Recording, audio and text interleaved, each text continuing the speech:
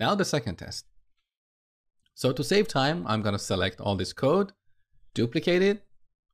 Now let's assume the user or the client is logged in, but is sending an invalid genre. So this time we should return 400, which means bad request, if genre is invalid. But what makes genre invalid? Well, we want to make sure that it's at least 5 characters. So I would rather to be more specific here. So if genre is less than 5 characters. So to implement this test, first we need to log in. So we need to generate an authentication token, and then we're going to include that token in this request, in the header. So on the top, first we need to import our user model, because earlier we added a method to this class to generate an authentication token. So I'm just going to copy this line. We're going to import the user class from the user module. Okay, now back in the test. So before sending the request, we're going to create a token. So we create a new user object and call generate auth token. And then here we call the set method to set a header. So the name of the header is x-auth-token. This is the key that our authorization middleware looks for. So we pass the token here. Now let's change the name of this genre to 1234, so we know it's less than 5 characters, and we expect the status to be 400. Save, back in the terminal. All right, we have a failing test, so we expected 400, but we got 500, which means internal server error. So something's fundamentally wrong here. Let's scroll up. So here's the error that is coming from Winston, logged on the console. Genre validation failed. Name path is shorter than the minimum allowed length. Now this error is coming from Mongoose, as you can tell from the stack trace here.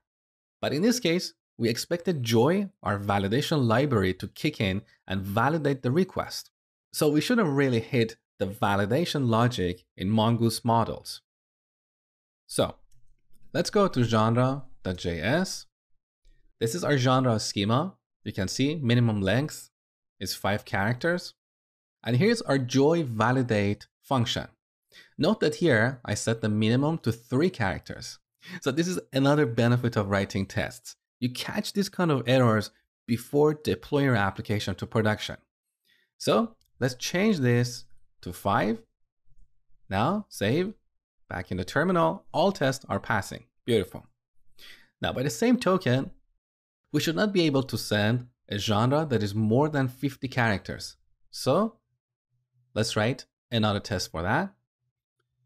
I'm going to get this code and duplicate it. Again, we should return 400 if genre is more than 50 characters. Now we need to change the name to a long string.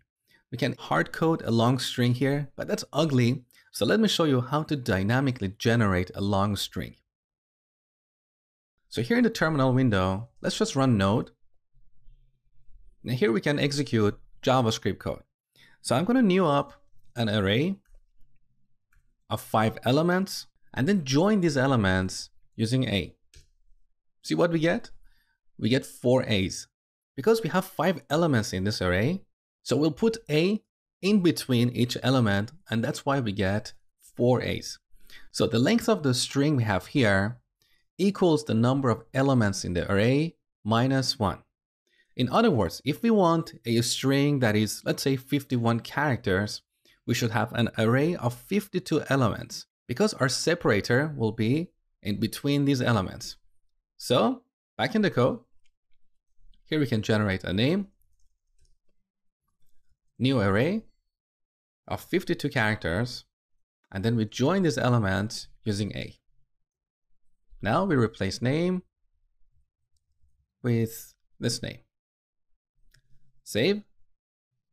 All right, we have another failing test. Again, we expected 400, but we got 500. So if you scroll up, you can see Again, this error is coming from Mongoose. Genre validation failed. Exactly the same issue we had earlier. So we didn't implement our joy validation function properly. So let's go back to the genre module. Here's our validation function. We added minimum characters, but we forgot maximum characters. So maximum 50. Save. Back in the terminal, all tests are passing. Beautiful.